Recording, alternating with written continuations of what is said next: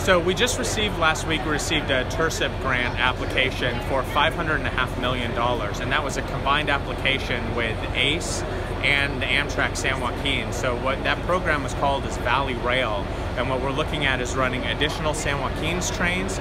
We're looking at starting potentially an ACE train in Sacramento heading to San Jose, and starting ACE trains in Ceres and Merced that will either go up to Sacramento or to San Jose. So combined, we're looking at expanding service, potentially from 2 trains that make it to Sacramento right now up to 9 trains. 9 round trips? 9 round trips.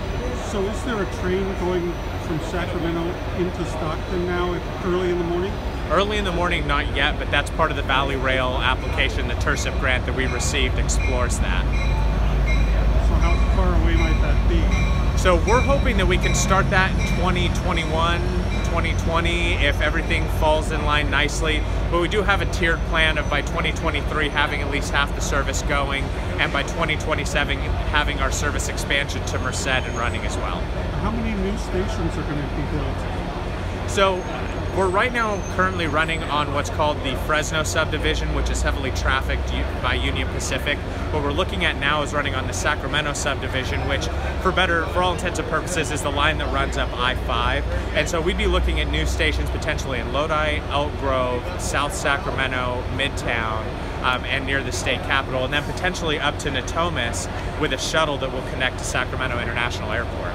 Any new trains south of Stockton? Any new stations south of Stockton?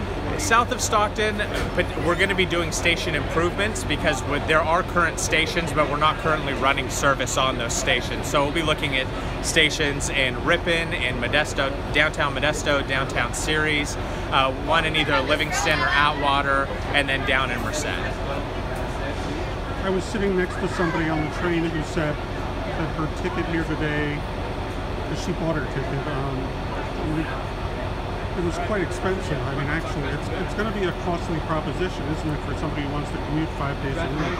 Oh, realistically speaking, it's not. From Stockton to Sacramento, it's $28 round trip. But if you think about the wear and tear on your car, it's probably going to be a little bit worse. We do have monthly passes and 20-ride trips that you can purchase that bring down that cost. So if someone's consistently riding, especially with our ACE service, we have 20-ride and monthly passes, our most popular passes. If people are doing that, that brings the cost down, and it really is more cost-effective to do that. And you think about the wear and tear on yourself, your own personal psyche, instead of white-knuckling on the wheels, staring at taillights. It's a pretty effective way to travel. So what is like a 20 pass? What does that cost?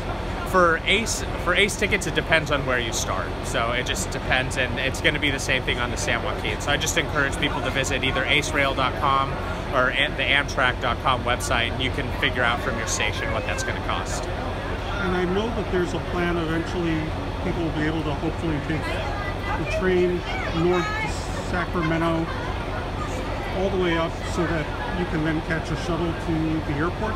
That's the plan, is for us to have service that goes up to Natomas, and we'll have a shuttle that connects with Sacramento International Airport. So that's in the works. That's all part of this grant that we just received, and that's separate from the $400 million we received from SB1 to explore our service extension down into Ceres and Merced. So right now we're sitting on nearly $1 billion worth of infrastructure projects that we're looking at expanding both ACE and the Amtrak San Joaquins between Sacramento and Ceres and San Jose.